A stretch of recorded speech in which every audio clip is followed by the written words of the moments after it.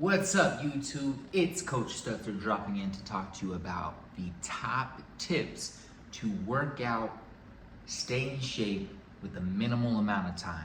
Maybe you're a business owner, maybe you're an executive, maybe you're a founder, or maybe you're a mom, or maybe you're a dad, and you just don't have that much time between waking up in the morning, trying to get some work done before your kids wake up. Then your kids wake up and you take them to school, or you get them ready for school, you get them breakfast, you gotta get their backpacks on, make sure they didn't pee their bed, all the crazy stuff of raising a child. Then you gotta get them to school, and from school you gotta drive through traffic to get to work.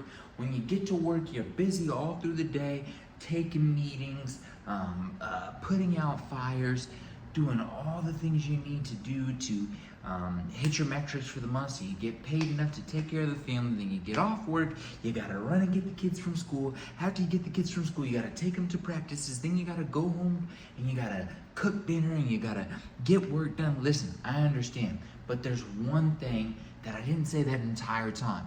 Everything I just said is a part of your day that you expect. It's planned, it's known. We know what's gonna happen, we know what's gonna happen. We prepare for it in the morning, we prepare for it in the evening. We know that we're gonna have to get to work at a certain time. We know that we're gonna have to work from this time to this time. We know that our kids have to be at school at 8 a.m. We know that our kids have to be out of school at 4 p.m. and we have to be there to pick them up. We know what time our meetings are. We know what time we need to wake up to get our kids up on time. We have all these things locked in. This is our routine. But what we don't have locked into our routine is exercise, is movement, intentional movement. It's not planned into your schedule. And that is recommendation tip number 1. Planning exercise like it's a meeting with yourself. You need to plan exercise like it's a meeting with yourself. If you genuinely only have 10 minutes, just like you might have only 10 minutes for a meeting with one of your coworkers, so it's scheduled into, it's time blocked, it's in your Google Calendar, it's in your Microsoft Calendar, it's in your iPhone calendar, and you know that at that time, you will be on a call with Josh. You need to do the same thing for yourself. You need to time block a meeting with yourself and just say, meeting with Collis. And you understand that during that meeting, whether it's 10 minutes, 15 minutes, 20 minutes, 30 minutes, 45 minutes, or an hour, that you will be prioritizing movement, that you will be prioritizing exercise, okay?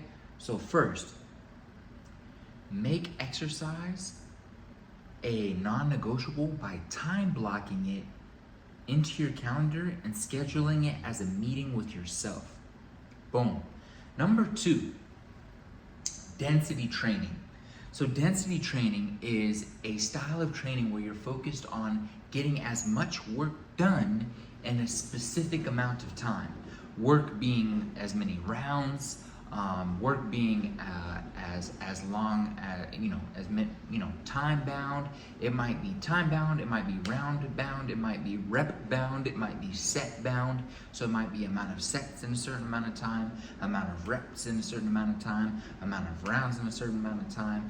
You guys may be more familiar with the phrase as many reps as possible. So AMRAPs, if you've been to a CrossFit class. You might be familiar with EMOMs, so every minute on the minute.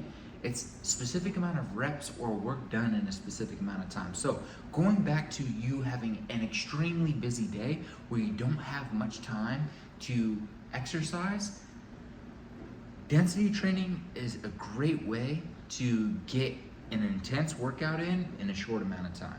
I'm gonna give you an example. If I set a 10-minute timer to do 10 squats and 10 push-ups and try to get as many reps as possible in that 10 minutes, I would have completed an upper body workout and a lower body workout. It'll be spicy as shit, intense, and I would have got some good movement in. So boom, we get 10 squats in, 10 high quality squats. You don't need to even have weight. It might just be body weight. Let's say you did 10 reps and now you have some dumbbells or some heavy books in your office and you get 10 overhead presses, 10 overhead presses, or maybe you have a resistance band in your office. You can do 10 shoulder front raises, or you can do 10 push-ups. Like, you don't need a lot of equipment. But let's just say you chose an upper body movement, a lower body movement, 10 reps for each of those, a 10-minute timer, and you get as many rounds, as many reps done as possible. Write it down. And every 48 hours or every week, you try to beat that timing, so that number one, you have some motivation to work out because you want to beat your timing. Number two, you've made a workout a priority inside of your schedule, a time-bound schedule, and you kept the intensity high so that it felt impactful, and you get the stimulus that you need for the day, right? So, of course, would it be more ideal to get a longer workout in? And are there so many other training measures that we could talk about? Yes, but that's not the point, because you're not trying to be a bodybuilder. You're not trying to be the best marathoner in the world. You're not in high school anymore. You're not trying to go to the NFL or go Division I. You are trying to be the healthiest, highest performing version of yourself. And if you have 10 minutes, then make those 10 minutes work. So, density training, it can be body weight, it can be with dumbbells, it can be at the gym using machines, whatever time you have allowed, 10 minutes, 20 minutes, 30 minutes, 40 minutes, whatever, density training. That was number two. Number one was time blocking, scheduling a meeting with yourself.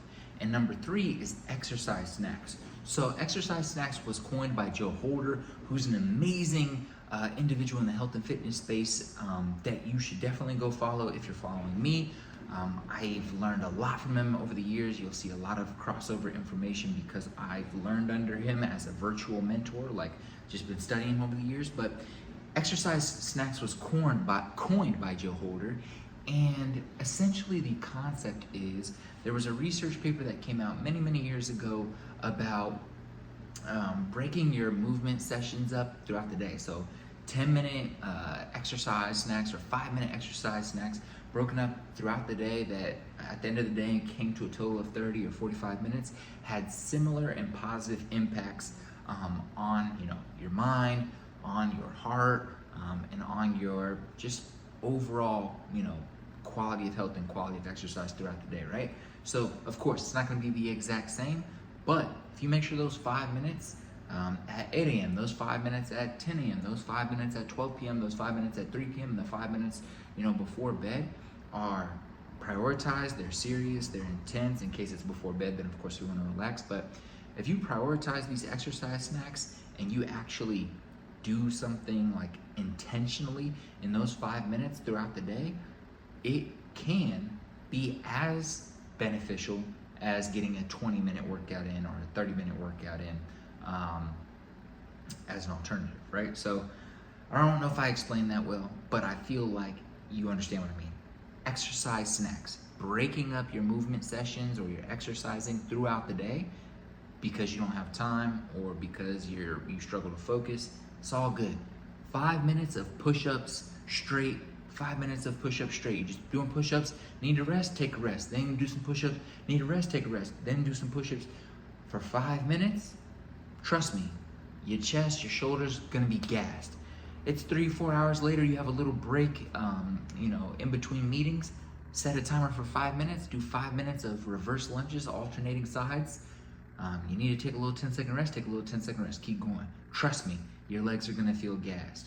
Then it's 3-4 hours later, and you wanna go outside and go on a quick jog around the building for 5 minutes at a decent pace. I'd recommend warming up, but go on a light jog or on a fast walk outside, guarantee you're gonna feel better.